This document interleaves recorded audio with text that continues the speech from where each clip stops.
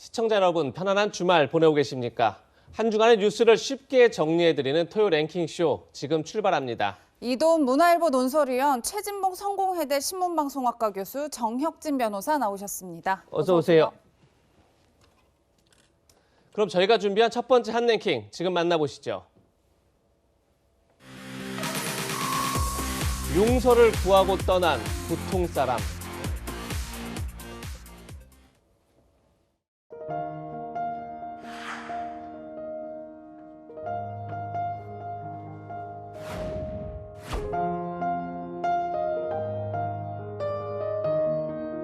(5.18) 희생자에 대한 가슴 아픈 부분이나 여러 가지 일들에 대해서 본인의 책임 또 본인의 과오가 있었다면 너그럽게 용서해 주시고 또 역사의 나쁜 면은 본인이 다 짊어지고 가시겠다. 정부는 이번 장례를 국가장으로 하여 국민들과 함께 고인 협조를 기리고 예의에 만전을 기하겠습니다.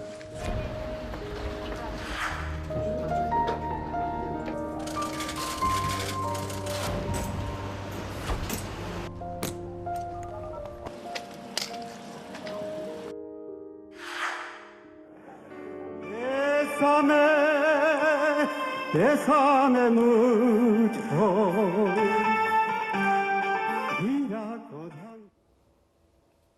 네, 영상으로 보신 것처럼 노태우 전 대통령이 지난 26일 별세했습니다. 노 전 대통령의 영결식이 서울 송파구 올림픽공원 평화의 광장에서 유가족과 가족 인사들이 참석한 가운데 조금 전에 열렸습니다. 네, 고인의 유해는 경기 파주시 검단사에 임시로 안치된 뒤 파주 통일동상 근처에 안장될 예정입니다. 취재기자 연결합니다. 윤수민 기자, 노 전 대통령의 영결식 마무리가 됐습니까?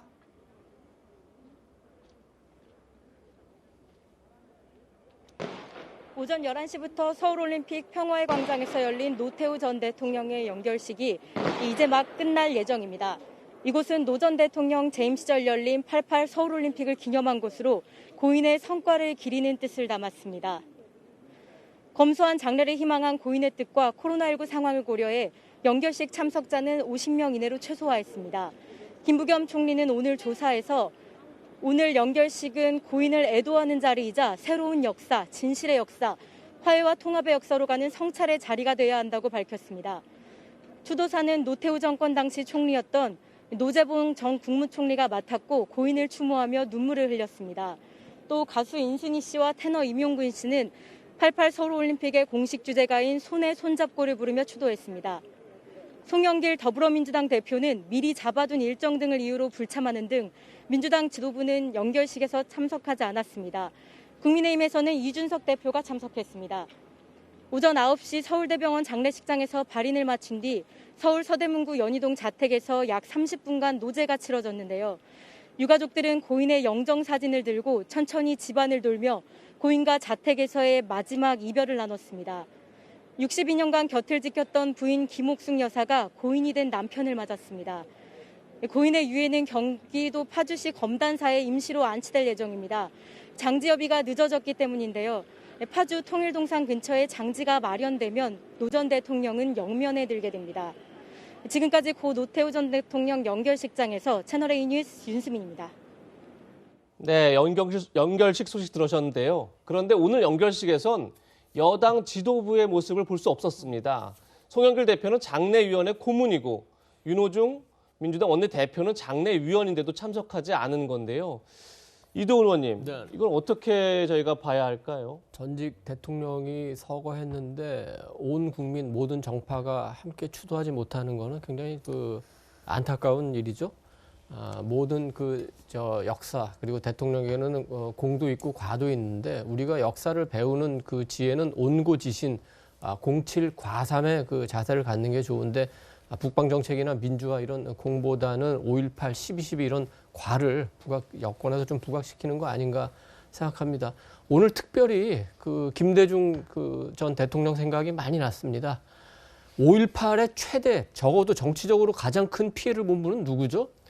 누가 뭐라고 그래도 김대중 전 대통령이었겠죠. 김대중 전 대통령께서 전두환 그다음에 노태우 두 전직 대통령에 대해서 근데 어떻게 대하셨죠? 김영삼 대통령에게 얘기해서 사면을 하도록 하고 청와대에 늘 초청해서 국정에 대한 대화를 나누고 그렇게 예우를 했습니다. 만약에 김대중 전 대통령이 지금 그 집권을 하고 있다면은 아마도 국가장은 물론이고 현충원에 그 안장하도록 하고 직접 그 장례를 주관하면서 직접 그 조문도 하고 애도사도 했을 거로 저는 생각을 합니다. 그러나 지금 문재인 대통령은 뭐 국가장은 뭐 어떤 이유로든 했지만 현충원 문제는 뭐 전혀 그 고민도 안 한 것 같고, 그리고 문 대통령은 조문도 하지 않았죠. 그러니까 여권 인사들도 이렇게 조문을 하지 않는데 왜 김대중 대통령이 그렇게 했습니까? 김대중 대통령이라고 전두환, 노태우 두 분이 밉지 않았겠습니까? 그러나 정치 지도자, 특히 이 나라를 이끌어가는 대통령 정도에 되는 정치 지도자라면 화해 그리고 용서 이런 모습을 보이면서 국민을 통합하는 게 진정한 정치인, 진정한 지도자의 자세 아니겠습니까? 저는 적어도 김대중 이후에 민주당의 진정한 정치인은 있는가 묻고 싶습니다. 네. 민주당 지도부가 오늘 연결식에 참석하지 않은 데엔 노태우 전 대통령에 대한 복잡한 마음이 작용했을 것 같은데요. 오늘 이재명 대선 후보도 참석하지는 않았습니다. 지난 27일 빈소를 찾았을 때 이렇게 말했었습니다. 함께 들어보시겠습니다. 빛과 그림자가 있는 거죠. 그러나 결코 그 빛의 크기가 그 그늘을 덮지는 못할 겁니다. 그럼에도 불구하고 뭐 할 수 있는 최소한의 노력을 다한 점을 저는 평가합니다. 가시는 길이니까 같이 보내드리고 싶었습니다. 네, 최 교수님 같이 예. 들으셨지만 일단 조문으로 할 도리는 다 했다 이런 입장인 것 같아요. 근데 일각에서는 이 의원님 말씀처럼 좀 민주당이 적극적으로 참석하지 않은 것이 안타깝다 이런 의견들도 있어요. 두 가지가 다 있는 거죠. 지금 이재명 후보가 얘기했던 것처럼 공과 가가 있어요. 그분이 갖고 있는 인생 중에 아직까지 해결되지 않은 부분 5.18 관련된 문제입니다. 그 문제는 좀 아쉬워요. 그게 무슨 말이냐면 아까 노재현 씨가 와서 인터뷰하신 내용 보면 이렇게 돼 있죠. 본인의 책임 또 본인의 과오가 있었다면 이건 아니라고 봐요, 저는. 진정한 사과입니까, 이게? 있었다면 너그럽게 용서해 주시고. 이거는 본인은 인정 안 하는 거거든요. 저는 이런 모습이 결국은 마지막 가시는 길까지 국민들에게 정말 진정으로 용서할 수 있는 기회를 얻지 못하는 얘기가 되지 않나 하는 생각이 듭니다. 그리고 생전에 물론 노재현 씨나 이제 아들 되시는 분이 5.18 묘역 와서 추모도 하고 용서를 구하고 이런 부분 잘했다고 생각해요. 근데 본인이 나서서 한번 정말 5.18 피해자, 희생자들 손 잡아주고 정말 미안하다, 죄송하다, 그때 잘못했다. 그렇게 한번 하셨으면 어땠을까 하는 마음이 있습니다. 이제 물론 고인이 되셨기 때문에 그렇게 할 수 없지만 정말 저는 그런 부분이 한 번만이라도 있었다면 국민들이 과연 지금처럼 이렇게 그래도 한쪽으로 아쉬움을 가질까 이런 생각이 들어요. 그래서 민주당에 이제 있는 분들이나 이런 분들 생각엔 그런 부분을 또 고려하지 않을 수 없잖아요. 양면이 있는 겁니다. 그래서 네. 조문하고 대통령도 조화도 보내고 또 비서실장도 보낸 거 아닙니까? 그런 부분들을 국민들의 감정이 완전히 저는 씻겼다고 보지 않아요. 그런 부분에 본인이 직접 나서서 정말 진정 어린 사과했다고 하면 이런 부분이 해소됐을 텐데 그런 부분이 없이 이제 세상을 뜨셔서 좀 안타깝고요. 국민들의 그런 어떤 그 서운한 감정이 아직 남아있는 부분도 고려할 수밖에 없었다 이렇게 생각합니다. 네. 빈소를 찾은 조문객 중에서 가장 눈에 띈 인물은 아마도 5.18 광주 민주화 운동 당시 시민군 상황실장을 지낸 박남선 씨가 아니었을까 싶습니다. 그 모습을 영상으로 먼저 만나보시죠. 광주 학살에 대해서 책임 있는 전두환을 비롯한 어떤 사람도 지금까지 거기에 대한 책임이나 사죄의 표명이 없었음에도 불구하고 노태우 전 대통령께서는 그런 입장을 밝혔기 때문에 오늘 제가 조문으로 온 것이고 오늘을 기점으로 화해하고 화합하고 용서했으면 하는 것이 제 마음입니다. 물론 여전히 5.18 관련 단체들은 노 전 대통령이 제대로 사과하지 않았다면서 국가장 결정에 반발하고 있습니다. 그럼에도 당시 시민군 상황실장이었던 박남선 씨는 화해의 기회가 됐으면 좋겠다 이렇게 말했는데요. 정혁진 변호사님, 네네. 저 장면 저희가 어떻게 화해의 계기를 삼겠다는 그런 마음을 표현했는데 어떻게 저희가 보면 좋을까요? 일단 박남선 씨가 1954년생이에요. 그러니까 1980년 당시에는 20대 중후반 정도 나이였죠. 그런데 이제 시민군 상황실장이었기 때문에 계엄군에게 즉시 체포가 돼서 사형 선고까지 받았던 그런 인물입니다. 그런 다음에 2015년에는 지만원 씨 관련해가지고 고소까지 했고, 그리고 영화 화려한 휴가란 영화 있지 않았습니까? 거기에 모티브 중에 하나이기도 한 그런 분이었는데, 어쨌든 제가 봤을 때는 피해자들한테 용서를 강요할 수는 없는 거지만 피해자가 용서를 하는 모습은 언제 봐도 좋은 모습이 아닌가 그런 생각이 들고요. 그럼에도 불구하고 다른 피해자 유족 단체들이 이렇게 반발하는 것을 보면서 참 아직도 피해자들의 응어리가 제대로 풀어지지는 않았구나. 참 그 뿌리가 깊구나. 그러한 안타까운 마음도 같이 들었습니다. 네. 수감 중인 박근혜 전 대통령과 고 노무현 전 대통령 측에서도 변호인과 가족을 통해 조문을 했습니다. 영상 보고 이야기 이어가겠습니다.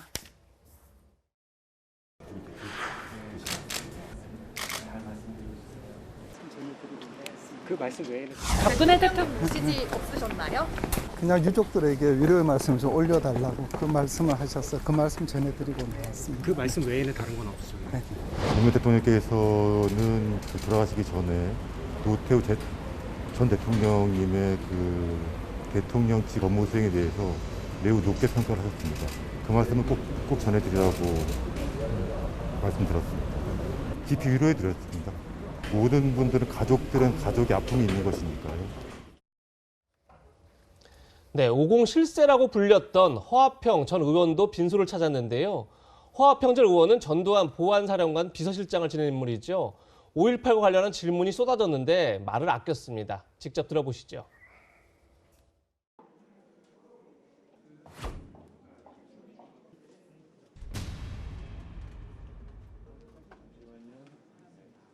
노태우 전 대통령님께서 5.18 유족들한테 이제 간접적으로만 사과를 했는데 혹시 거기에 대해서는 어떻게 평가하시는지? 그 부분은 여기서 저 이야기하고 싶지 않습니다. 그리고 고인을 위해서도 득담하는 게 좋지 않겠습니까? 강남선 시민군 사무실장분께서 오셔서 전두환 전 대통령도 아직 늦지 않았으니까 좀 사과를 해달라 이렇게 말씀하셨는데 내가 이야기할 본인이 아니잖아요. 그러니까 여러분 아무리 물어보셔도 내가 대답할 게 없다고. 이든 의원님, 네네. 허화평 전 의원하면 전두환 정권의 가장 핵심 인사 중에 한 명이죠. 그렇죠. 그런데 지금 기자들이 여러 차례 5.18 관련 질문을 했는데 결국 아무 말도 하지 않았습니다. 어떻게 들으셨습니까? 이전에 우리 언론인 동료 몇 명하고 허화평 씨하고 장시간 얘기할 기회가 있었는데 12.12에 대해서는 얘기를 했던 것 같은데 5.18에 대해서는 그렇게 얘기했던 기억이 없어요. 왜냐하면은 당시에 전두환 보안사령관의 비서실장이었는데 예. 당시 보안사에 근무했던 지금 이제 공직자분들입니다만 당시 보안사 직원들 얘기에 따르면은 당시 비서실장 역할이 행정적인 걸 주로 하고 어떤 군사적인 이런 문제 이런 거에 대해서는 직접적인 관여를 하지 않았다. 그래서 아마 직접 관여가 없었기 때문에 이제 그랬을 수도 있고, 또 하나는 허화평 씨는 말하자면 5공화국 인물입니다. 예. 돌아가신 노태우 전 대통령은 이제 6공화국 인물이죠. 50과 60은 5.18에 대한 입장이 조금 차이가 있습니다. 물론 전두환, 노태우 두 분이 다 관여를 한 건 분명하지만 공화국 차원에서는 대응이 다른데 한 번도 5공화국 인물들은 이 5.18에 대해서 직접적이든 간접적이든 사과한 적이 없어요. 예. 이제 6공화국은 지금 돌아가신 노태우 전 대통령도 조금 간접적인 사과를 하긴 했지만 우리 지금 사회에서 5.18은 법적으로, 역사적으로 그리고 정치적으로 이미 민주화 운동으로 규정이 됐습니다. 그렇지만 아직까지도 5공화국 인물들은 그 자체를 아직 마음으로 인정을 하지 않는 것 같아요. 허화평 씨는 개인적으로 전두환 전 대통령, 그러니까 당시 대통령 당시의 친척이나 인척의 비리 가능성을 강력하게 제시하다가 청와대에서 쫓겨나서 미국으로 갔습니다. 나름대로의 원칙은 있는 사람이에요. 그렇다면은 이제는 지금 이제 화면에서 보듯이 허화평 씨도 많이 이제 연로하셨구나 느낌이 드는데, 본인이 아는 모든 것 이런 거를 잘 기록해서 역사에 남기고 그걸 정리하는 과정에서 본인의 과오가 있다면, 5공의 과오가 있다면 그 부분은 인정하고 역사를 마무리하는 것이 옳지 않나 이렇게 생각을 합니다. 네. 조금 전 연결식이 끝났고 이제는 서울 추모공원에서 화장 절차가 진행될 예정인데요. 정 변호사님, 그런데 연결식까지 모두 끝났는데 아직 장지가 결정되지 않았다고 하더라고요. 네, 원래 이제 대통령이 돌아가시면 국립묘지로 가시는 게 일반적인데, 그런데 전직 대통령 장례식 관련해서 법이 3가지가 있습니다. 첫 번째, 국가장법은 특별한 제한이 없기 때문에 이제 국가장으로 진행이 되고 있고요. 두 번째가 국립묘지법인데, 국립묘지법의 규정에 의하면은 내란죄로 처벌받은 경우에는 국립묘지에 안장된 것이 불가능하도록 그렇게 규정이 되어 있습니다. 그렇기 때문에 국립묘지로는 가시지 못하는 거고, 그다음에 또 봐야 될 법이 전직 대통령 예우법이거든요. 여기에는 어떻게 규정이 되어 있냐면, 전직 대통령이 국립묘지에 안장되지 않는 경우에는 묘지 관리에 대해서 국가가 지원해 주도록 되어 있습니다. 대표적인 게 노무현 전 대통령 케이스겠죠. 하지만은 그 금고 이상의 형이 확정이 되면 이러한 지원을 받지 못하게 되어 있습니다. 그렇기 때문에 국가장으로 진행이 되더라도 이후는 아마 그 유족들이 알아서 이걸 갖다 하도록 되어 있는 것 같은데, 그 유족들이 파주 통일동산을 희망하고 있는 것 같아요. 아마 그것은 그 고인의 뜻이 아닌가 그런 생각이 드는데, 이렇게 파주에다가 모신다고 하더라도 지방자치단체, 그 파주시와의 협의가 필요하기 때문에 일정 기간이 조금 더 소요가 되지 않을까 하는 생각이 듭니다. 네. 네, 노태우 전 대통령이 가족들을 통해서 남긴 마지막 말은 저의 과오에 대해 깊은 용서를 바란다 이거였습니다. 유족들의 사과가 피해자들의 마음속 응어리를 조금이라도 풀어주었으면 하는 바람입니다. 다음은 대장동 의혹 살펴보겠습니다. 저희가 준비한 두 번째 한랭킹입니다. 대장동 방어에서 공격으로. 네, 이재명 민주당 대선 후보가 어제 민주당 의원들과 함께 대장동 개발 사업에서 환수한 이익을 투입한 성남 제1공단 근린공원 조성 현장을 찾았습니다. 대장동 의혹이 불거진 뒤 관련 장소를 찾은 게 처음인데요. 이 자리에서 다시 한번 자신의 성과를 강조했습니다.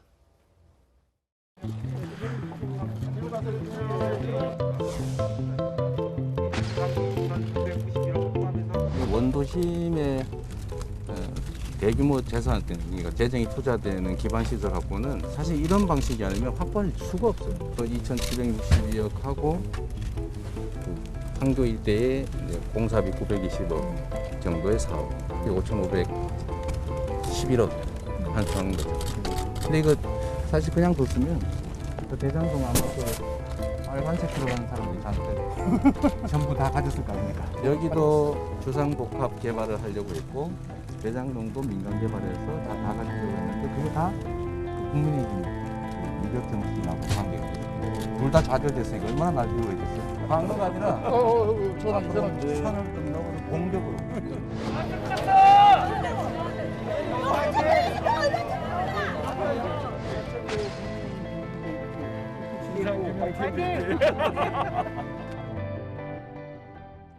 네, 대장동 수익을 빨간색 들어간 사람들이 대부분 가져갔을 것이다. 아마도 이제 국민의힘의 색깔이 빨간색이니까 그걸 염두에 두고 한 얘기가 아닌가 싶은데, 이돈 의원님, 네네. 특히 인상적인 말이 있어요. 김병욱 의원이 지금 민주당 토건비리 진상규명 TF 단장을 맡고 있죠. 그런데 김병욱 의원한테 방어가 아니라 선을 넘어서 공격을 하라 이런 주문을 했는데, 이건 어떤 의미일까요?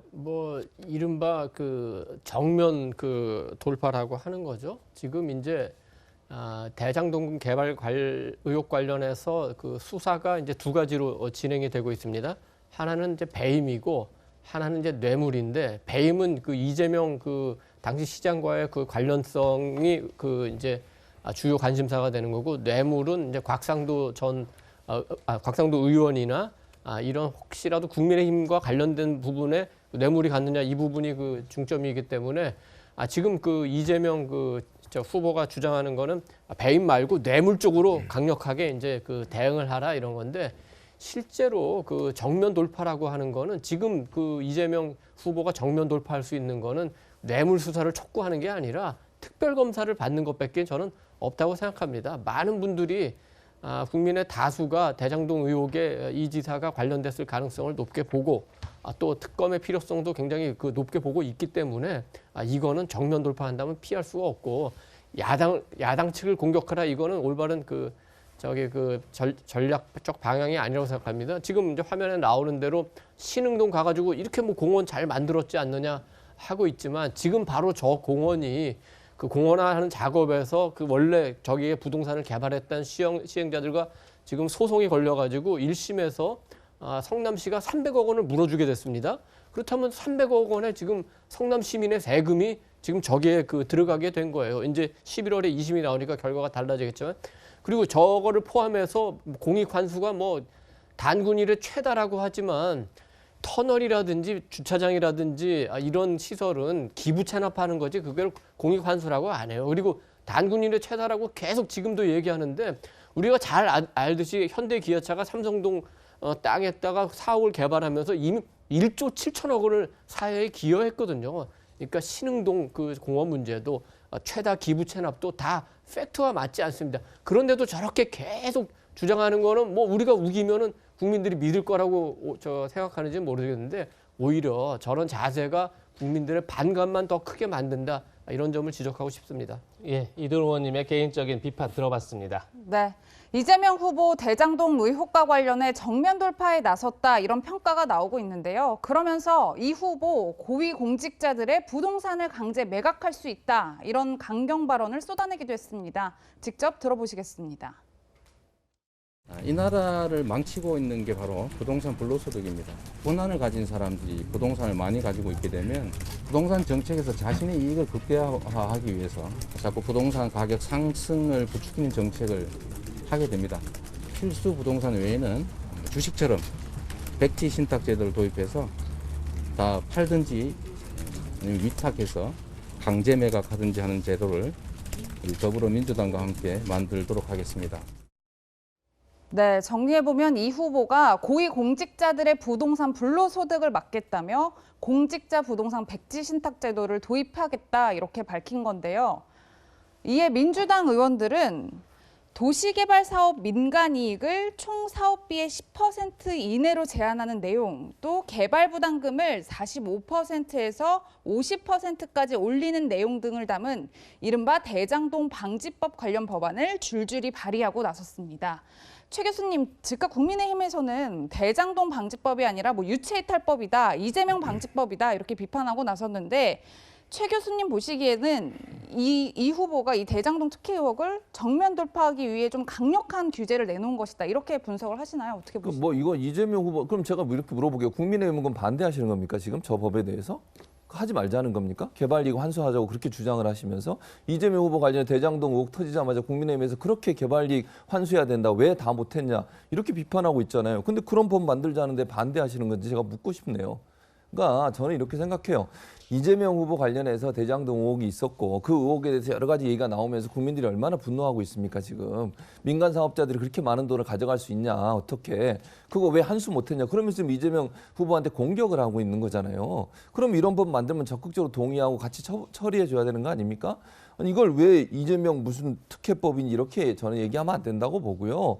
국회에서 국회의원들이 지금 논란이 되고 있고 국민적 반감을 사고 있는 그 불로소득, 부동산 불로소득에서 일정 부분 제한을 하자라고 지금 법을 만드는 거예요. 진성진 의원 같은 경우에 민간이 최대 이익 10% 이상 못 가져가게 만들자. 그리고 투자도 민간은 50%만 하도록 만들자. 이런 법안들입니다. 네. 저는 적극적으로 추진해야 한다고 생각해요. 이번 기회에 아예 이런 법 적극적으로 만들어서 민간 사업자들이 불로소득 얻는 거 원천적으로 막아야 된다고 봅니다. 국민적 저는 여망이고 국민적 생각이라고 생각해요. 국민의힘이 그렇게 주장하시는 것처럼 개발이익 환수 제대로 하고 더 이상 민간업자들이 개발이익을 더 많이 가져가지 못하도록 만드는 제도와 규정을 만든다고 하면 이런 분노를 일으키는 행위들이나 이런 일들이 더 줄어들지 않을까 이런 생각합니다. 네, 정 변호사님 근데 저는 질문이요. 이 후보가 이야기한 이 고위공직자 부동산 백지 신탁대조, 그러니까 다 팔든지 위탁해서 강제 매각하든지 하도록 하겠다라는 이 법이 강제가 될 수가 있나요, 법적으로? 지금 법으로는 불가능하고요. 지금 법으로는 공직자윤리법상의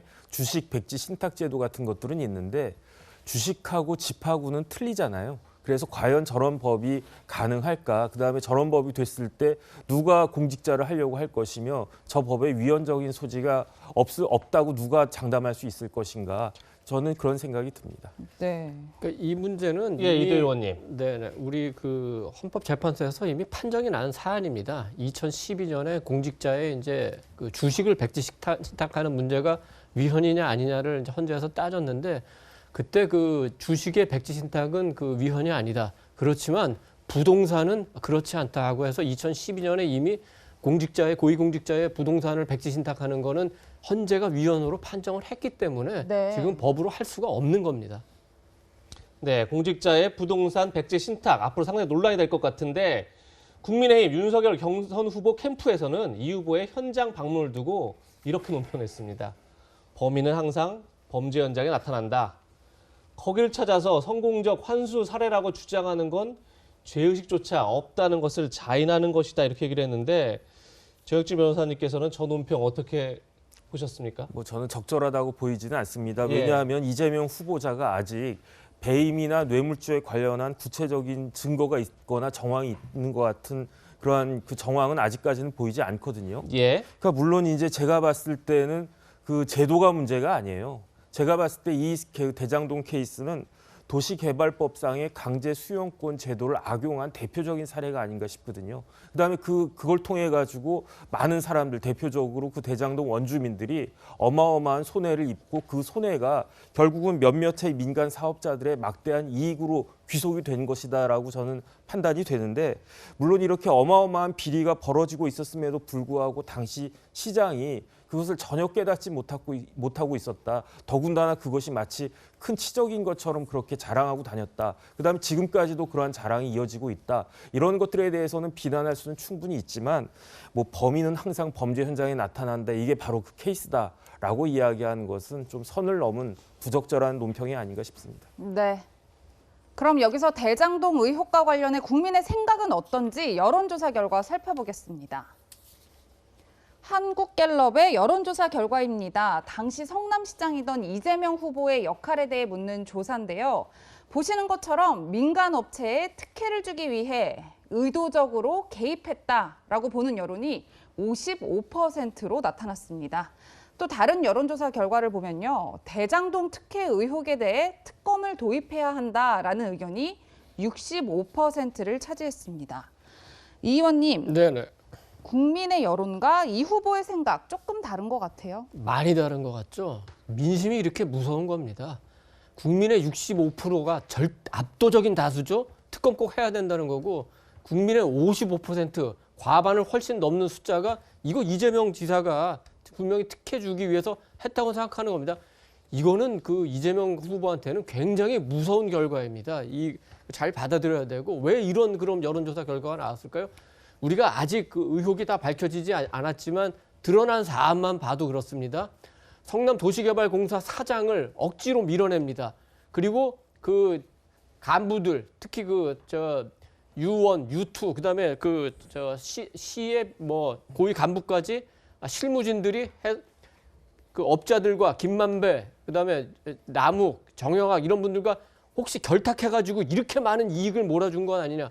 당군 이래 최대 무슨 공익 환수를 하지만 이 지금 규모로 보면 당군 이래 오히려 최대 이권 몰아주기 사건으로 보는 게 더 타당하지 않겠습니까? 그러니까 이 부분을 밝히라고 하는 겁니다. 그렇기 때문에 이재명 후보가 이 지금 그 대장동의 질곡에서 벗어나는 길은 딱 하나 있습니다. 이 국민 여론을 받들어 가지고 특검을 수용하는 겁니다. 이 특검에 대해서 지금 이 후보는 시간이 너무 많이 걸리고 이런 식으로 얘기하는데 그렇지 않습니다. 특검이 그 발동되는 조건은 두 가지가 있습니다.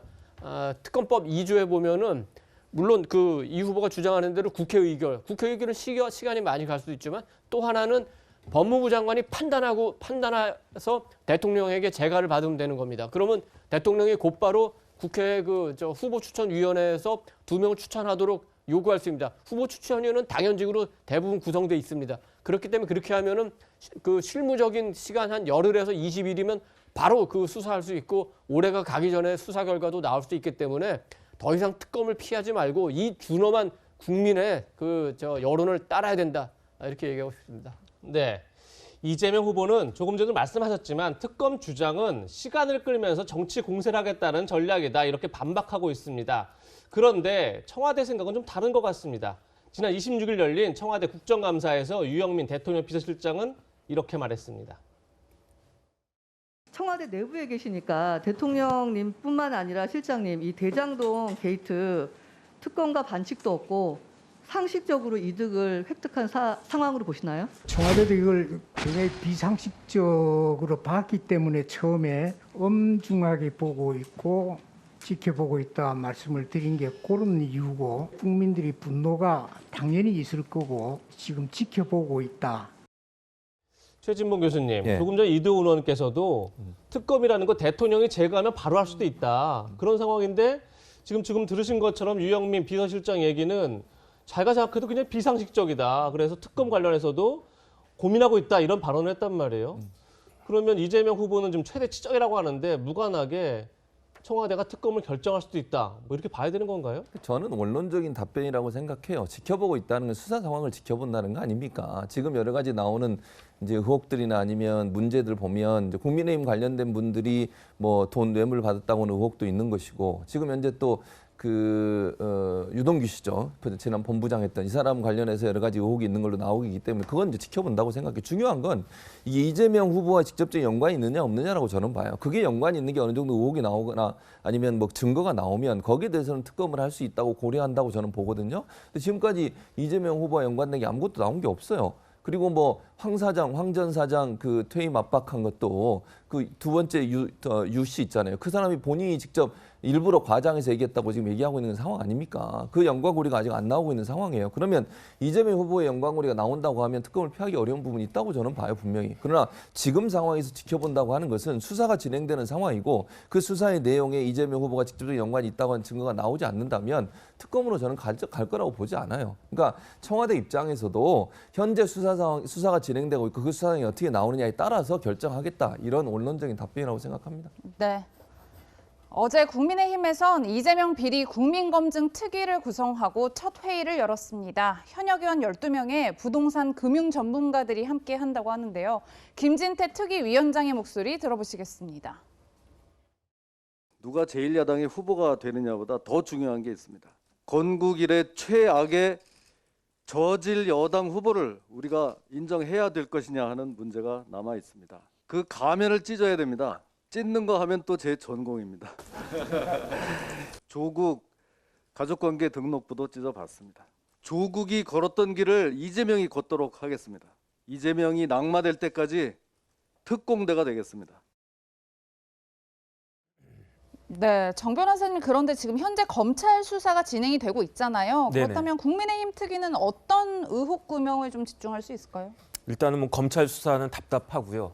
그다음 특검 도입은 난망하다고 생각이 됩니다. 그렇다라고 하면 결국은 목마른 사람이 우물을 팔 수밖에 없는데, 그런데 중요한 거는 이 특위에 어떤 강제 수사권이 있는 게 아니에요. 그렇기 때문에 뇌물죄를 밝히는 것은 현실적으로 굉장히 어렵지 않나 싶고, 그렇다라고 한다면 결국은 배임 혐의에 집중할 수밖에 없는데, 제가 봤을 때 중요한 거는요, 지금 이미 자료들이 차고 넘치는 것 같아요. 여기에다가 더 그 결정적인 자료들이 있으면 그걸 확보하는 것도 중요하지만, 지금 이미 확보된 자료들을 잘 정리하고 분석해서 현실적으로 특검이라고 하는 것이 불가피하다라고 하는 것을 정부 여당에 압박하는 수밖에 없지 않나 하는 생각을 저는 합니다. 네. 이도훈 의원님, 네네. 지금 뭐 조금 전에도 사실 뭐 검찰 수사는 답답하고 특검 수용도 사실상은 쉽지 않은 상황이고, 그렇다면 국민의힘에서는 어떻게 보면 계속 정치적인 의혹을 제기하는 것 말고 할 수 있는 게 없을 수도 있을 것 같은데, 의원님은 어떻게 보십니까? 일단은 이제 수에서 야당이 모자라는 측면이 있고, 또는 어떤 그 뭐 굳이 얘기하면 투쟁 전략이라고 할까요? 이런 게 조금 미흡한 면이 있고, 세 번째는 이제 그 의지가 얼마나 강한지. 예전에 이제 김성태 그 전 원내대표가 드루킹 특검을 받을 때 뭐 좀 극단적인 표현을 하자면 생명을 건 단식을 하고, 예. 그 과정에서 여당 지지자로부터 폭력을 당하는 그런 과정을 거쳐서 어쨌든 정치 생명을 걸고 특검을 받아냈습니다. 그렇지만 지금 뭐 천막 뭐 만들어 가지고 이른바 투쟁을 하고 있습니다만, 출퇴근하는 데다가 뭐 쉬일은 쉬고 이런 좀 헐렁한 투쟁을 하니까 여권에 별로 압박은 안 되겠죠. 그래서 예. 저는 야당은 뭐 특검을 도입하는데 큰 요인은 되지 않는다고 봅니다. 그렇지만 더 무서운 게 있죠. 바로 여론과 민심이죠. 국민의 65%가 어떤 조사에서는 70%가 특검해야 된다고 주장하는데 특검 안 하면은 이거는 그 이재명 후보가 그리고 민주당과 청와대가 절대 대장동의 늪에서 빠져나올 수가 없습니다. 네. 대장동의 늪에서 빠져나오지 않고 내년 대선 치를 수 있겠습니까? 내년 대선 치르려면은 특검 받는 방법밖에 없다. 그렇지 않으면 거기에 대해서 우리 유권자들이 단죄할 거다. 저는 그렇게 생각합니다. 네, 정혁진 변호사는 여기서 인사드리겠습니다. 고맙습니다. 그럼 저희가 준비한 다음 세 번째 한 랭킹 지금 만나보시죠. 된 공약으로 이슈 전환. 네, 민주당 이재명 대선 후보가 음식점 허가 총량제가 필요하다 이런 발언에서 논란이 일었는데요.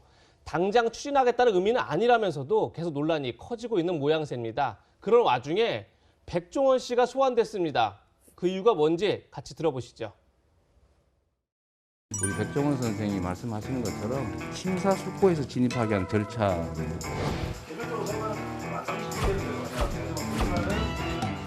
미국 같은 경우 새로운 자리에다 매장을 열려면 최소한 1년, 2년이 걸립니다. 왜냐하면 인스펙션이 안 나오기 때문에.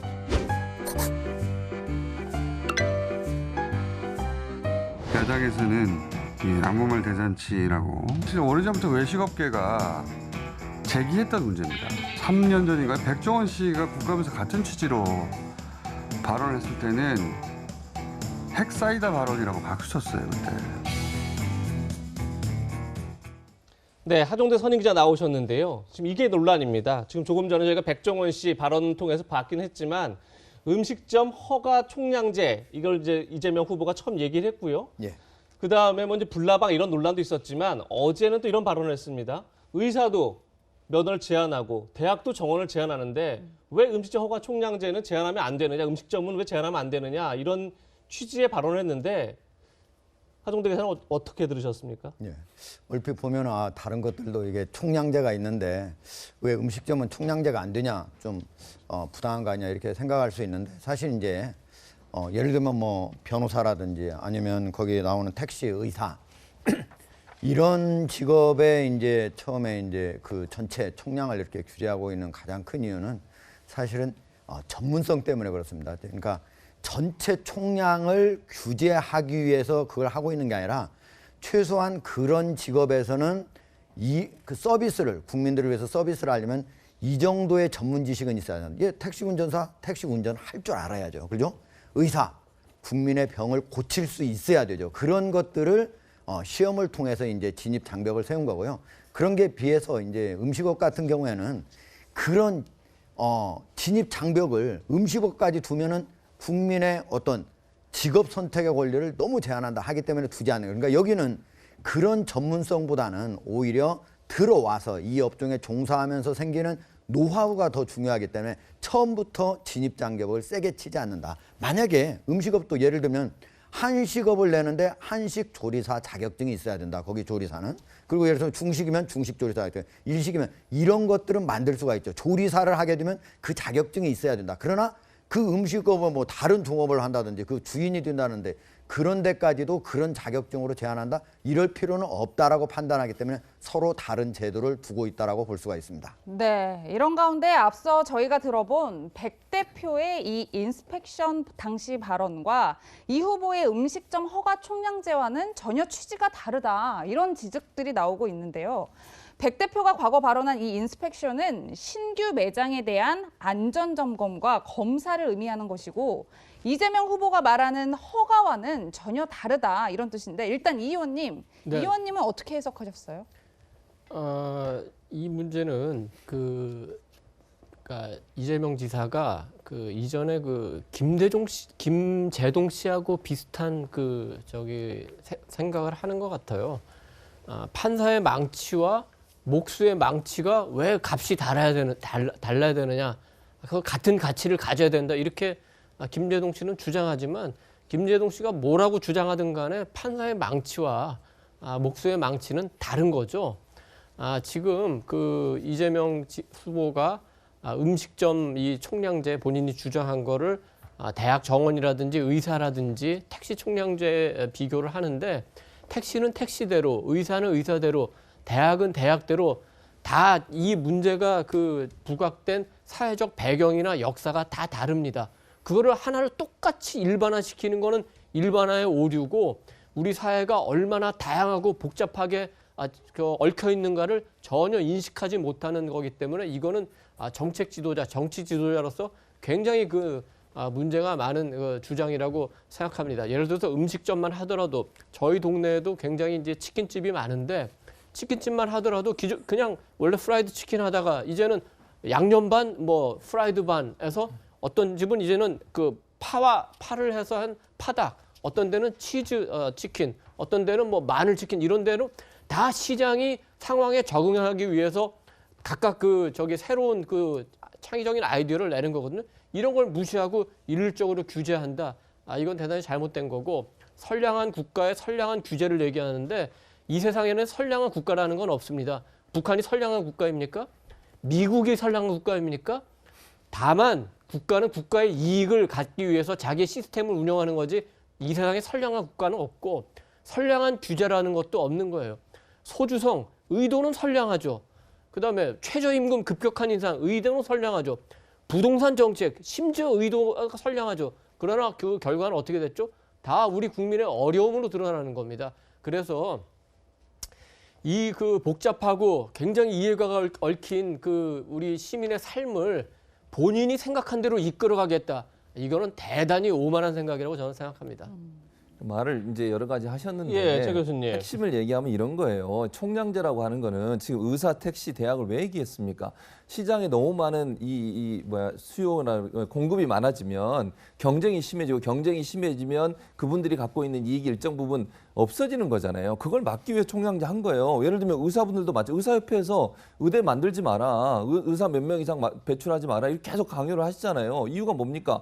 의사들이 많아지면 본인들이 경쟁이 심해지고 그렇게 되면 의사들의 수입이 줄어드는 거잖아요. 병원도 운영하기 어려워지고 택시도 마찬가지 아닙니까? 택시 기사분들이 그거 반대하고 계시잖아요. 대학도 마찬가지예요. 대학 더 이상 정원 못 누립니다. 지금 왜냐하면 대학들이 경쟁이 너무 심해요. 신입생들은 줄어드는데 대학 많아지면 다 문 닫게 되는 거거든요.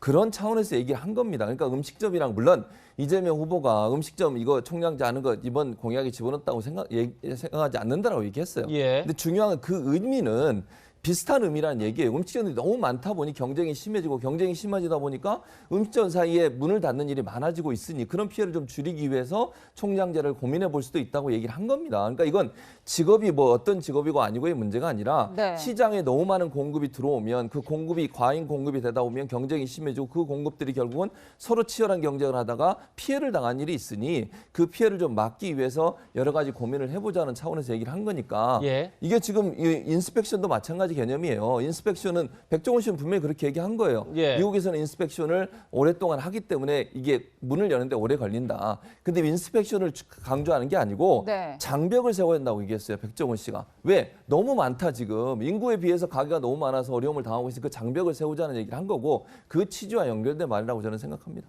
근데 네. 인스펙션이요? 그것만 제가 좀 정리를 해드리면 인스펙션이 무슨 장벽을 세우기 위해서 미국에서 한 게 아니고요.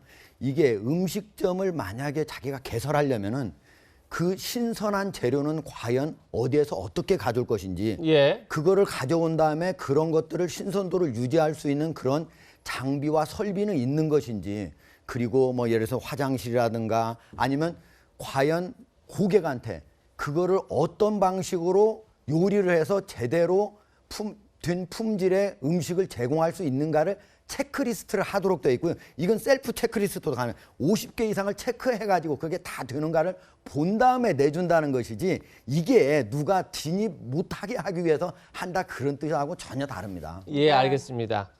이재명 후보가 말한 음식점 총량 허가제 이렇게 논란이 뜨겁습니다. 네. 그런데 어제 이 후보는 또 다른 대형 이슈를 던졌습니다. 코로나 재난지원금으로 국민 1인당 100만 원을 줘야 한다 이렇게 말한 건데요. 직접 들어보시죠. 코로나 초기에 저희 재난지원금 또는 재난기본소득 금액을 최소 1인당 100만 원은 되지 않겠느냐 말씀을 드렸고요. 국민지원금 규모가 다른 나라들에 비해서 턱없이 적다는 게 분명합니다. 일단 이번 정기국회 국면에서 최대한 확보를 해보고 다음 추경도 신속하게 하는 방법까지 감안해서 가능한 방법을 네, 최소 1인당 100만 원의 재난지원금을 주겠다면서 내년 정부 예산에 최대한 반영하겠다 이렇게 밝힌 건데요. 결국 문제는 예산 규모겠죠. 자, 지난해 5월 달에 4인 가구 기준으로 100만 원을 지급한 적이 있습니다. 그때 예산이 14조 원입니다. 올해 9월 달에는 소득 하위 88%한테 1인당 25만 원을 지급했습니다. 그때 들어간 예산이 11조 원입니다. 지금 언론에서는 1인당 100만 원을 지급한다면 총 예산이 한 54조 정도가 필요하다 이렇게까지 얘기를 하고 있는데요. 하종대 기자. 예. 국민의힘에서는 당장 이거 매표행위 아니냐 이렇게 얘기를 하는데 어떻게 보십니까?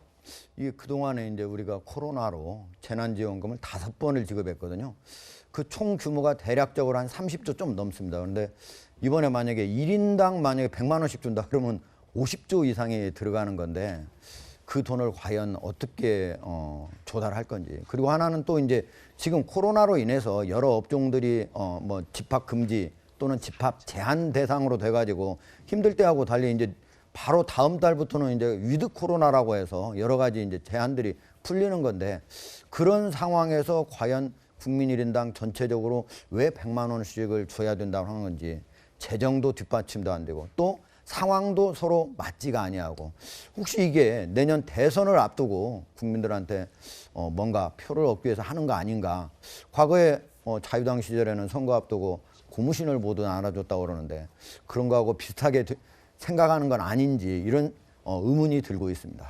그러니까 지금 현재 저는 이렇게 생각해요. 예. 이재명 후보가 이런 공약을 던진 것은 일단 지금 어려움을 겪고 있는 많은 소상공인들 자영업자를 돕기 위한 것이고 국민들이 코로나19 때문에 어려움을 겪었다는 위로의 차원이라고 보여지고요. 100만 원을 할 거냐 안 거냐 이거는 논의가 필요하다고 저는 봅니다. 물론 그렇죠. 이재명 후보는 100만 원이라는 말을 던졌지만 이거는 이제 던져놓은 얘기고 기획재정부가 재정적인 부분도 논의해야 될 거고요. 또 정부와도 협의가 필요하다고 저는 생각해요. 후보 입장에서 이렇게 했으면 좋겠다는 아이디어를 던지는 것인데 뭐 이게 선거에도 영향을 미칠 가능성이 저는 있다고 보고요. 그런 차원에서 본다고 하면 정부와 국회 또는 후보 간의 논의를 통해서 어느 정도까지 조절이 가능한지는 논의가 될 거라고 봐요. 다만 그런데 논의하는 것 자체가 사실은 이슈가 되는 거거든요. 예. 그 자체로 봐도 이재명 후보 입장에서는 그냥 이 논의 자체가 본인한테 도움이 된다고 판단했을 거라고 저는 봅니다. 네. 예. 이재명 후보가 준비하고 있는 또 다른 공약도 논란입니다. 바로 주 4일제를 시행하겠다는 건데요. 그 목소리도 직접 들어보시죠. 뭐 주 4일제도 비슷하죠. 어떤 분이 그렇게 말씀하셨잖아요. 일주일에 120시간씩 화끈하게 일하자. 저는 주 5일에서 우리가 이미 북유럽이나 선진국들이 또 일부 기업들이 이미 시행하고 있는 주 4일제도 양승적 후보께서 주요 공약으로 제시했고 또 그에 대해서 제가 충분히 논의해 볼 만한 가치가 있는 미래 정책이다라고 말씀을 드렸기 때문에 노동은 어떤 의미라야 되는가를 한번 생각해 보는 또 좋은 의지가 되지 않겠습니까? 그분이 원래 복잡한 생각을 별로 안 하는 것 같습니다. 그래서 무지의 소치입니다. 5일제가 4일제가 되고 임금은 줄어들지 않는다? 이런 게 바로 사기에 가까운 얘기입니다. 이든 의원님, 네네. 주 4일제 공약도 만약에 발표를 한다면 굉장히 논란이 될 것 같은데 이렇게 센 공약들을 자꾸 발표하는 게 오히려 대장동 의혹을 덮기 위한 것 아니냐 이런 말도 나오는 것 같아요. 이 공약 어떻게 보십니까? 뭐 그런다고 대장동 그 개발 비리 의혹이 뭐 덮어지겠습니까? 주 4일제 의혹은 정책은 기왕에 내놓았으니까 한번 그 논의해 볼 필요가 있겠습니다. 우리가 그 원래 주 6일을 일했습니다. 그러다가 주 5.5일로 하고 이제 주 5일로 하고 이제 주 4일을 지금 얘기하는데 우리가 주 5일 근무가 2004년에 처음 제기돼가지고 2011년에야 이제 모든 기업에서 그걸 받아들이게 됐습니다. 10년이 지났어요. 이제 10년 지났는데 주 5일에서 주 4일이면은 뭐 20%가 주 근무하는 시간이 바뀌는 거죠. 10년 만에 이런 급격한 변화를 가져오는 게 과연 옳은가? 주 4일, 우리나라는 아직까지는 그 어떤 지식 기반 사업도 굉장히 발달해 있습니다만 삼성전자, 현대차 이런 제조업을 갖고 글로벌 기업과 경쟁하면서 수출해서 돈을 버는 걸로 나라를 운영하고 있습니다. 무슨 폭스바겐, GM, 테슬라 주 5일 이상 차를 만드는데 우리 현대자동차가 주 4일 차 만들어가지고 어떤 그 가격이나 속도에서 글로벌 경쟁에서 과연 이길 수가 있습니까? 제가 기업에 있는 그 친구들한테 물어보니까 이거는 그 우리나라가 한 그 국민소득 5만 불 정도 되면은 검토할 만하다. 지금 이재명 후보는 그 노동시간 얘기하고 있습니다. 우리나라 노동시간의 허실을 한번 볼까요? 오래 일하는 건 맞습니다. 그렇지만 현대차 지금 그 근로자들이 차를 조립하면서 이 휴대폰으로 프로야구 중계 보면서 조립한다 그럽니다. 그러면 안 되니까 현대차에서 와이파이를 끊었더니 그거 갖고 시위를 한 거 우리 다 기사를 보지 않았습니까? 지금 가장 중요한 문제는 주 4일 그 논의보다는 노동 유연성 이 문제를 논의하는 게 순서라고 봅니다. 일단 이재명 지사의 주 4일제는 예. 당장 시행은 안 할 거예요. 당장 시행 안 하지만 이거 이슈를 만드는 거죠. 저는 이렇게 보고 주 4일제 근무제 같은 경우에 전 세계적으로 지금 실험을 하고 있고 하는 데도 있습니다. 스페인 같은 경우에 전국 올해 초부터 주 4일제 전국적으로 실험하는 것을 허가를 했고요.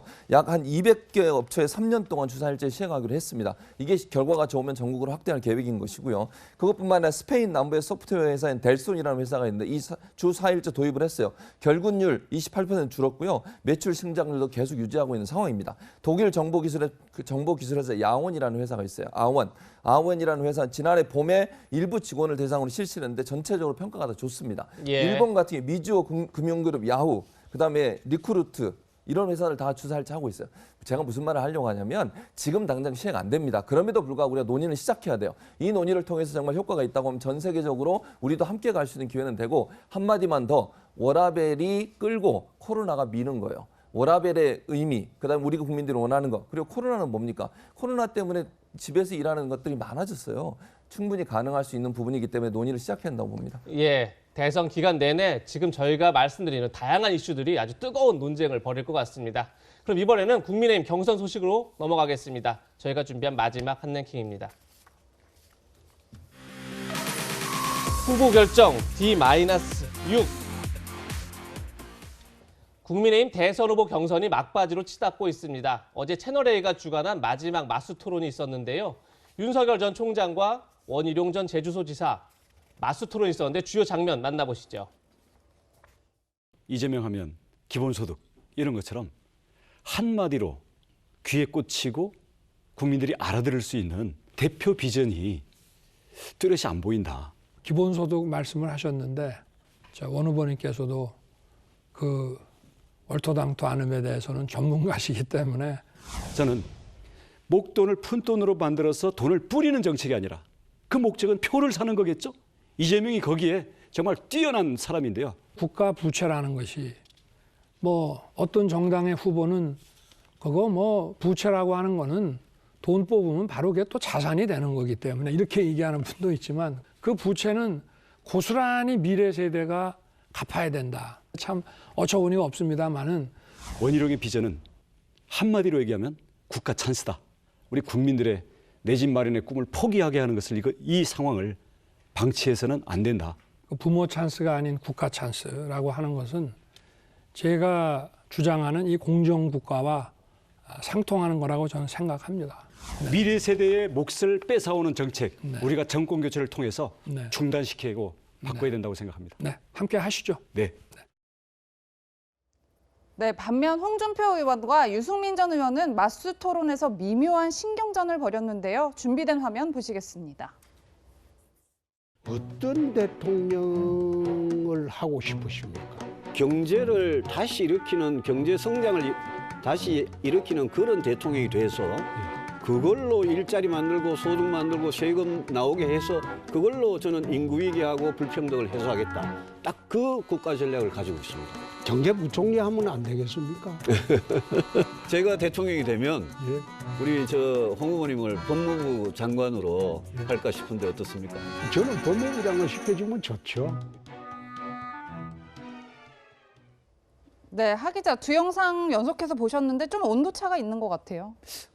그동안에 했던 그 토론하고는 좀 차이가 있었습니다. 마지막이 이제 토론이었는데요.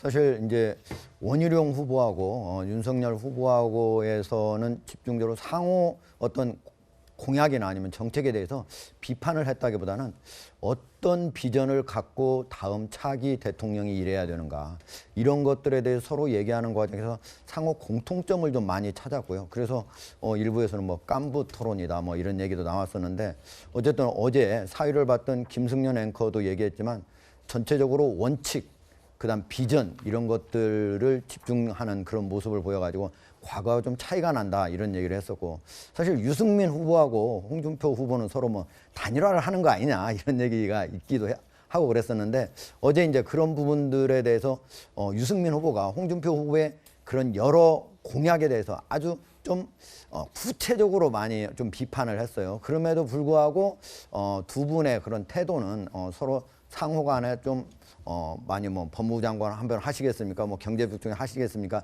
이런 얘기도 하면서 상호 서로 북돋아주는 그런 토론이 아니었나 이런 생각을 합니다. 네, 어제 있었던 마지막 맞수 토론 모습 보셨는데 이런 가운데 장외에선 김종인 전 비대위원장이 윤석열 후보의 손을 들어주는 듯한 그런 발언을 해서 경쟁 후보들이 발끈했습니다. 그 목소리 들어보시죠. 내년 대선은 이재명 민주당 후보 대 윤석열 후보의 아마 경쟁이 될 거라고 저는 생각하고 있기 때문에 그런 방향으로 결정되지 않을까 생각해요. 또 한 분의 도사가 나왔네. 그 영남당원들은 김종인 위원장님을 좋아하지 않습니다.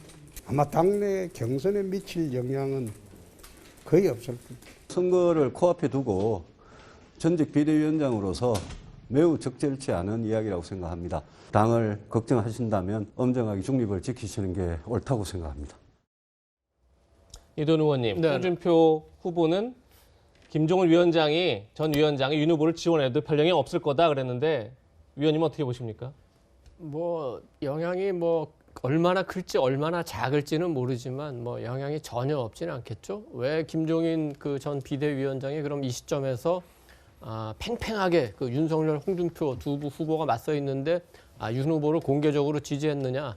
두 가지 정도 이유가 있는 것 같습니다. 첫째는 홍준표 그 후보하고는 굉장히 껄끄럽죠. 예전에 그 홍준표 검사 시절에 김종인 위원장의 뇌물 사건을 본인이 수사했다. 굳이 또 그렇게 얘기하는 바람에 두 분이 굉장히 껄끄러워졌고 지금은 조금 그 홍 후보도 김종인 그 비대위원장의 도움을 뭐 받는 게 좋겠다 생각을 하는 모양인데 설사 김종인 위원장이 홍 후보를 도와주더라도 홍 후보가 후보가 되고 만약에 대통령이 되면은 뭐 토사구팽 당할 가능성이 크다 이렇게 보는 것 같고 두 번째 윤 후보를 저렇게 공개적으로 지지하는 거는 그동안에 그 윤 후보하고 김종인 그 위원장 그 측 간에 그 어떤 조건에 대한 여러 가지 그 얘기들이 있었습니다. 김종인 위원장이 뭐 쉽게 얘기하면 공짜로 일하는 분이 아니에요. 이거는 뭐 제가 토요일 랭킹쇼에서 처음 공개하는 건데 2017년 대선 당시에 김종인 위원장이 야당 후보 한 분한테 두 가지 조건을 제시했습니다. 하나, 집권하면 2년 안에 개헌해라.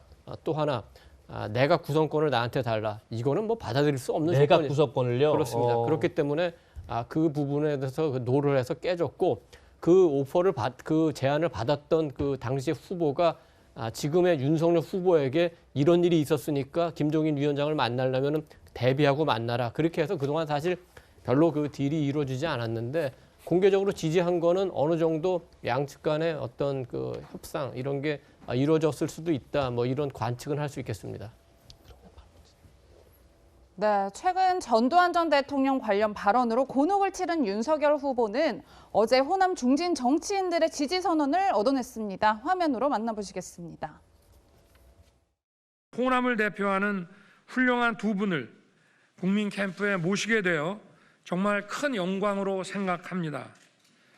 정권 교체는 결코 혼자 할 수 있는 일이 아닙니다. 저희 두 사람의 뿌리인 호남에서도 국민의힘 변화와 윤 후보의 리더십을 인정하고 놀라울 정도의 지지를 보낼 것입니다. 네, 윤석열 후보는 다음 주 광주를 방문할 예정인데요. 이를 두고 선거 전략이다 이런 의심도 나오고 있습니다. 어떤 얘기인지 직접 들어보시겠습니다. 그래요. 굳이 근데 다음 주 또 광주 가신다는데 이거 일부러 계란 맞으러 가시는 거 아니에요? 저는 그렇게 생각하진 않아요. 그러니까 이제 이게 바로 그런 면인데, 내가 사실 계란 맞으러 가는 거죠. 근데 우리 공장장님 뭐 그렇게 계란 던져주면 감사한 것이고. 꼭 그렇게 보진 않아요. 근데 이제 꼭 그렇게 보입니다. 계란 맞으러 오고 봉변당하러 오는 사람에게 계란 던지거나 물리적 충돌하지 않을 것이고요. 저는 이제 시장으로서 이 윤석열 후보는 우리가 그렇게 대응할 가치가 없는 분이고, 그래서 무대응, 무관심, 무표정, 소위 산무 침묵 대응하자 이렇게 이제 분위기도 지금 만들어지고 있고요. 저도 시민들에게 그렇게 당부를 할 겁니다. 네, 최 교수님, 김어준 씨는 달걀 맞으러 간다라고 평가하고 있지만 어쨌든 윤 후보는 호남 출신 중진 의원들을 대거 영입을 했고, 두 분을 영입을 했고 다음 주 또 호남도 간다고 해요. 얼마나 효과가 있을까요? 일단 저는 그렇게 효과가 없을 거라고 봐요. 그 두 분 같은 경우에는 지금 광주 5.18 단체에서는 김대중 대통령 뒤에 힘을 얻어서 그렇게 정치해놓고 이제 와서 이런 행동을 하신 게 맞냐 이렇게 비판의 또 목소리가 나오고 있어요. 그래서 저는 별로 그렇게 큰 영향을 미칠 거라 보지 않고 윤석열 후보 입장에서 호남을 방문하는 것은 이제 방문을 하려고 하겠죠. 왜냐하면 두 가지 의미가 있다고 봐요. 첫째는 본인이 전두환 전 대통령 발언 때문에 논란이 많았고 비판을 많이 받았잖아요. 망언이라고 비판을 받았는데 그걸 만회하기 위해서 가려는 마음이 있을 거고 가서 만약에 항의가 들어와도 본인한테 마이너스다. 즉 이게 전혀 손해라고 보지 않는 거예요. 예를 들면 정말 물리적 충돌이 일어나면 그게 도리어 결집자 지지층을 결집시키는 중요한 요소가 될 수 있거든요. 그런 전략적 차원이라고 생각을 하거든요. 그래서 저는 이용섭 시장 말처럼 광주 시민들이 성숙한 시민을 가지고 그냥 무대응하는 게 저는 제일 맞다고 생각해요. 그래야 윤석열 후보가 원래 원하는 목적을 달성하지 못하게 될 거라고 봅니다. 네, 국민의힘 본 경선 최종 변수는 역시 당심과 민심인데요. 민심과 당심이 엇갈리면서 어떤 결과가 나올지 예측이 참 쉽지 않습니다. 최근 여론조사 결과 살펴보겠습니다. KBS가 한국리서치에 의뢰한 조사 결과입니다. 앞에 보시는 수치가 전체 응답자의 지지율입니다. 뒤에 빨간색 표시가 전체 응답자 중 국민의힘 지지층의 지지율인데요. 홍준표, 윤석열, 유승민, 원희룡 이 순서는 지금 전체 응답자 순입니다. 반대로 국민의힘 지지층에서는 윤석열 47.3, 홍준표 33.3, 원희룡 5.7, 유승민 3.8입니다. 하종대 기자님, 지금 보시는 것처럼 당심과 민심이 많이 다르고 있습니다. 그런데 본 경선에서는 50대 50 이렇게 반영을 해요. 결과 과연 어떻게 나올까요? 그러니까요. 이제 사실은 저게 1차, 2차 그리고 이제 3차 이제 관문 아니겠습니까? 마지막 관문인데 1차 때 홍준표 후보하고 윤석열 후보 한 2% 좀 차이가 안 났고요. 2차 때 같은 경우는 4%가 좀 차이가 안 났습니다. 그런데 이제 어디서 많이 조금씩 이런 차이를 드러내고 있냐면은 일반 전체 국민하고 국민의힘 지지층이거든요. 근데 1차, 2차 때는 20%, 30% 즉 당원들의 그런 그 여론조사 한 부분이 20%, 30% 이번 같은 경우 50%로 올라가거든요. 그래서 홍준표 후보가 최근에 많이 치고 올라오긴 했는데 그럼에도 불구하고 그 일반 당원, 그러니까 국민의힘 당원들의 그 비율이 반영 비율이 50%로 많이 올라가기 때문에 과거처럼 많이 처음에는 한 10%까지도 이기지 않을까 이렇게 했는데 신승을 윤석열 후보가 거두지 않을까. 즉 다시 말해서 그 큰 차이가 아닌 차이로 이기지 않을까 이런 어떤 그 전망이 많습니다. 예, 하종대 기자의 분석을 들어봤는데 결과는 다음 주 금요일 날 나옵니다. 그 결과 다음 주 토요일 날 토요일 랭킹쇼에서 전해드리겠습니다. 네, 세 분과는 여기서 인사드리겠습니다. 고맙습니다. 그럼 지금부터 올바른 우리말을 배워보는 시간 갖겠습니다. 오늘은 어떤 내용인지 준비된 화면 만나보시죠.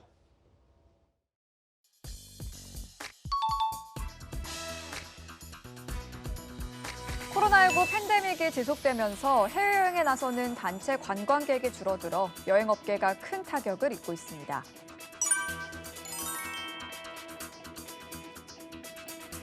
코로나19의 세계적 유행이 지속되면서 해외여행에 나서는 단체 관광객이 줄어들어 여행업계가 큰 타격을 입고 있습니다. 세계 각국에서 위드 코로나 실험이 진행되고 있습니다. 방역 조치를 전면 해제한 곳이 있는가 하면 철저한 방역 수칙 준수를 전제로 위드 코로나를 실험하는 곳도 있습니다.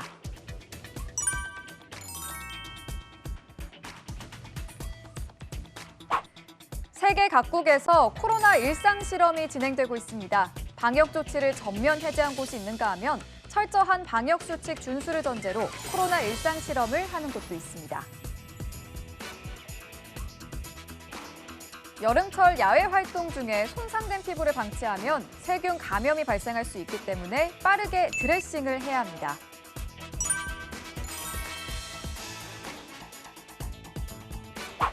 여름철 야외 활동 중에 손상된 피부를 방치하면 세균 감염이 발생할 수 있기 때문에 빠르게 상처 소독을 해야 합니다.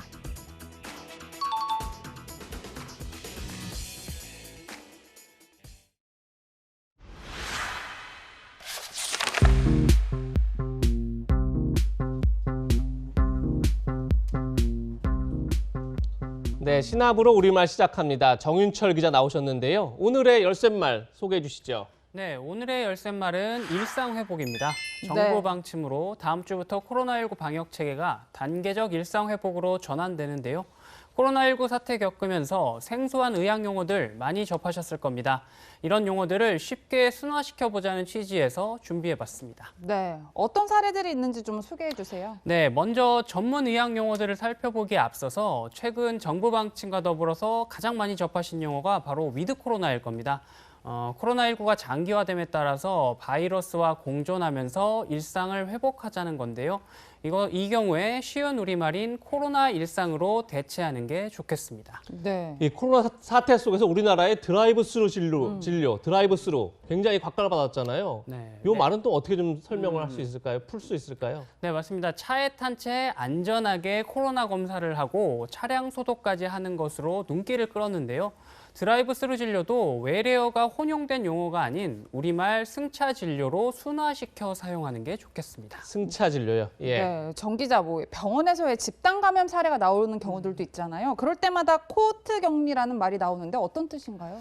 네, 이게 처음 들어서는 어려운 용어인데 이 집단 감염 확산을 막기 위해서 의료기관을 통째로 봉쇄하는 걸 뜻합니다. 이 역시도 쉬운 우리말인 동일 집단 격리로 표현할 수 있겠습니다. 네, 저희가 비말이라든지 진단 키트 이런 용어들도 우리말로 순화하려고 많이 노력했던 것 같아요. 네, 맞습니다. 비말의 경우 침방울로, 진단 키트는 진단 도구로, 부스터샷은 추가 접종으로 순화할 수 있는데요. 시청자나 국민 이해를 돕기 위해서라도 앞으로 이런 노력들은 계속돼야겠습니다. 네, 정 기자, 실제로 또 병원에 가면 그 한자식 의학 용어들도 좀 있는 것 같아요. 네, 맞습니다. 대한의사협회에서도 환자들이 이제 원활하게 소통을 하기 위해서 의학 용어의 우리말 개정을 위해 노력해 왔는데요. 네. 예를 들어서 구순염은 입술염으로, 소양증은 가려움증으로, 늑골은 갈비뼈 등으로 표현할 수 있습니다. 네, 확실히 우리말로 들으니까 이해가 잘 가네요. 네, 우리말 의학 용어의 보급은 국민들의 질병 예방과 치료에 큰 도움이 될 수 있기 때문에 앞으로도 지속적인 노력이 필요하겠습니다. 네, 정윤철 기자 잘 들었습니다. 저희는 60초 광고 뒤에 돌아오겠습니다. 다음 주 월요일부터 수도권에선 10명까지 모일 수 있고 식당과 카페의 영업 제한 시간도 없어집니다. 그런데 영업 제한 해제를 하루 앞둔 내일이 가장 걱정이라고 합니다. 바로 내일이 헬로윈 데이죠. 거리로 쏟아져 나올 인파들이 다시 코로나가 확산시키지 않을까 이런 우려가 커지고 있는 건데요. 그만큼 일상을 회복하는 과정은 긴장의 연속입니다. 내일 헬로윈 축제를 즐기더라도 마스크 꼭 써야겠습니다. 저희는 다음 주 토요일 더욱 알찬 내용으로 찾아뵙겠습니다. 시청해주신 여러분 고맙습니다.